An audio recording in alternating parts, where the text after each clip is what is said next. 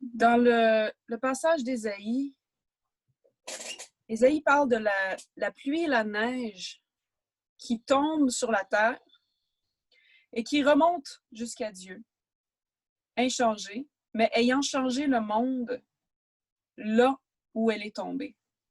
Comme sa parole descend sur la terre et remonte, ayant changé le monde là où elle est tombée. Changement et inchangement. Comment est-ce qu'on peut tenir ces deux aspects-là de Dieu? Dans la tradition juive, il y a une prière qui se fait le matin avant même de sortir du lit. Le Modéani, ou Moda'ani si on est une femme, parce que c'est une langue genrée. C'est Moda'ani lefaneich melech chai vekayam sheheche sartabi nishmati bechemla rabba emunatecha. Je te suis reconnaissante, ô mon roi, vivant et inchangé, ou plutôt vivant et immuable, d'avoir restauré en moi la vie dans ta grande bonté, dans ta fidélité infinie. Melech, roi, c'est une façon, une des appellations de Dieu. Chai vekayam, vivant mais immuable. Comment est-ce qu'on réconcilie ces deux-là? Vivant mais immuable. Être vivant, c'est presque par définition être changeant. Comment Dieu peut être immuable et en même temps changeant? L'aspect immuable de Dieu, pour les Hébreux, il y a très, très longtemps, se voyait aussi dans l'aspect immuable du temple à Jérusalem. Notre Dieu a sa maison dans ce temple et va toujours être là et ça va toujours se faire comme on l'a toujours pensé. C'est comme ça pour toujours. Et puis est arrivé l'exil. Est arrivé le déplacement des Hébreux à Babylone. Est arrivé le saccage du temple. Et en exil, les Hébreux ont dû se poser cette question-là. Chai vekayam, inchangeant mais vivant. Comment est-ce qu'on continue à vivre notre foi alors qu'on est hors du temple? Est-ce que c'est un peu familier, ça? Vivre notre foi hors du temple. Comment on fait ça? Bien, ce matin, on fait ça par Zoom. Et en exil, les Hébreux ont trouvé un paquet de façons de maintenir leur foi, dont l'Écriture. Beaucoup de nos textes de l'Ancien Testament ont été écrits au moment de l'exil pour préserver justement les traditions, pour essayer de trouver un ancrage à cette parole de Dieu qui tombe comme la pluie. Le passage qu'on a entendu d'Ésaïe ce matin, c'est un passage qui s'inscrit justement juste au moment du retour d'exil. Le commentaire que j'ai lu en préparant les notes, un commentaire sur Working Preachers de Kelly Plunkett-Bruton, commençait en disant que les 15 chapitres suivants du prophète créent une image vivide de la vision du réconfort pour les gens de Juda en exil, en les assurant qu'il y aura un monde meilleur après. Puis là, on est en pleine réflexion, nous, sur l'après-COVID ou le pendant-COVID. Sur est-ce qu'on revient en présentiel, est-ce qu'on reste sur Zoom, est-ce qu'on fait un peu des deux? Si on ne le fait pas tout de suite, on va peut-être le faire plus tard, mais ça va être comment plus tard? Et pour moi, ça résonne beaucoup avec l'exil, parce que le retour d'exil, ça n'a pas été le retour à la période pré-exilique. Ça n'a pas été pareil du tout, parce qu'il y a tellement de transformations qui s'est faite pendant qu'ils étaient à Babylone, pendant qu'ils vivaient leur foi autrement. Quand on va retourner dans nos églises, ce ne sera pas comme le 8 mars 2020 et toutes les dates qui l'ont précédé. Ce ne sera pas comme c'était avant, ce sera différent.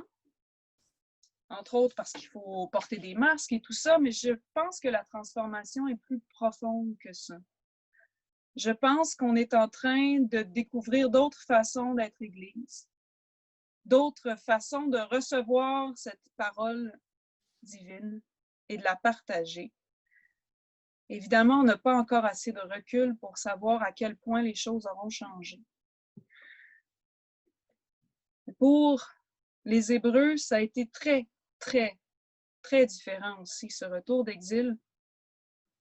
Mais le prophète Ésaïe les assure que la parole de Dieu est toujours là, inchangée, et tombe sur eux pour les transformer.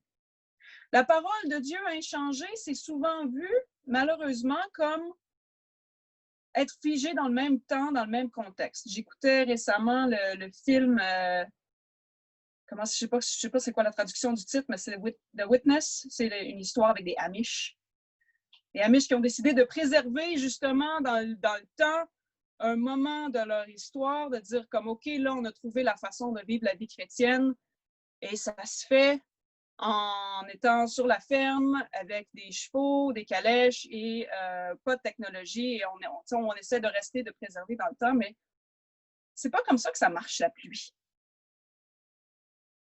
La pluie, ça ne préserve pas la terre dans le temps. C'est la pluie qui est inchangée, ce n'est pas la terre. J'aime beaucoup, beaucoup cette image-là, la parole de Dieu comme la pluie.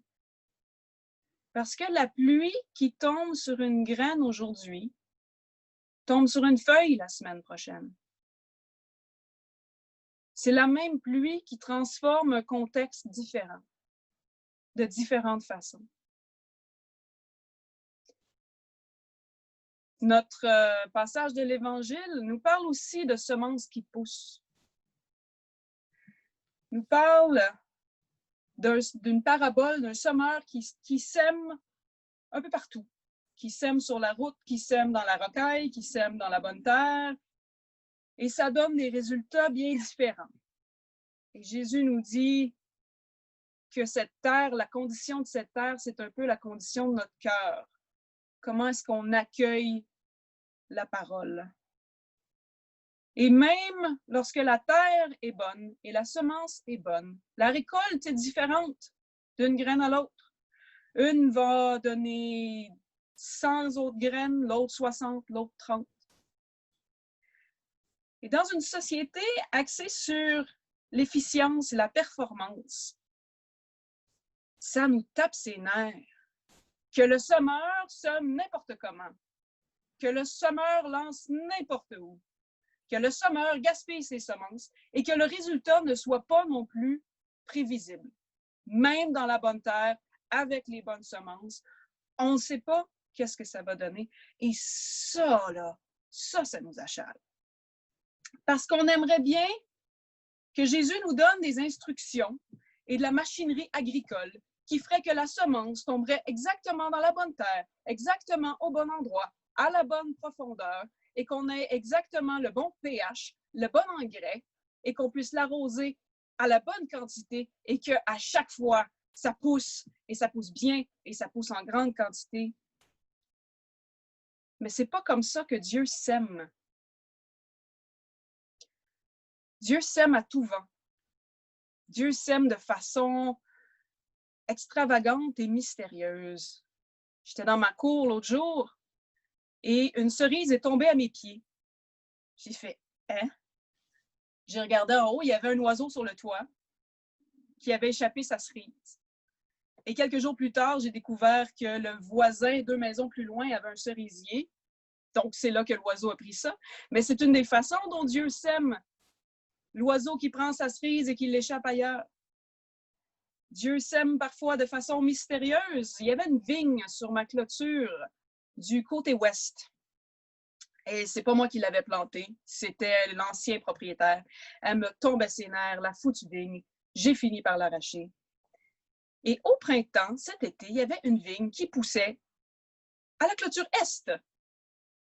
Je me suis dit que ça devait être celle du voisin. Je la trimais en faisant bien attention de ne pas défaire ce qu'il y avait sur l'autre côté de la clôture. Et le voisin, apparemment, faisait la même chose jusqu'à ce qu'il me dise « Tu sais, ta vigne, j'ai dit, c'est pas la mienne. Je pensais que c'était la tienne. » Non, c'est la tienne. Ah! saudine de vigne poussait exactement en dessous de la clôture. Maintenant, on l'arrache des deux bords parce qu'elle nous tombe ses nerfs à tous les deux. Mais c'est comme ça que Dieu sème. Dieu sème à des endroits inusités, de façon inusitée, et ça pousse. Et ça pousse pas toujours où on veut, et ça pousse pas toujours comme on veut. J'aimerais qu'on sème comme des pissenlits. J'aimerais qu'on sème du fluff partout, dans tous les interstices. Et il y a des endroits où ça poussera, il y a des endroits où ça ne poussera pas. Et il y a des endroits où ça sera arraché avec colère et d'autres endroits où on en fera du vin et des salades. Mais ça demande un certain lâcher-prise parce qu'on n'a pas le contrôle sur le résultat. On est invité à semer à tout vent et aussi à laisser la parole être semée en nous. On est invité à voir ce qui pousse et à le partager. À laisser grandir nos pissenlits intérieurs et à souffler dessus pour semer à tout vent. Pour que notre façon de semer soit riche de la créativité dont Dieu nous a dotés. Ça demande de faire confiance. Faire confiance que la pluie va continuer à tomber, que la parole va continuer d'être prononcée, que la transformation se fait là où on ne peut voir, sous la terre, dans les cœurs, dans les âmes. Mais cette même pluie, cette même parole qui était là au temps de l'exil, qui était là au temps de Jésus, qui était là au moment même de la création du monde, est toujours là. Melech Chai Vekayam. Notre Dieu vivant et immuable. Amen.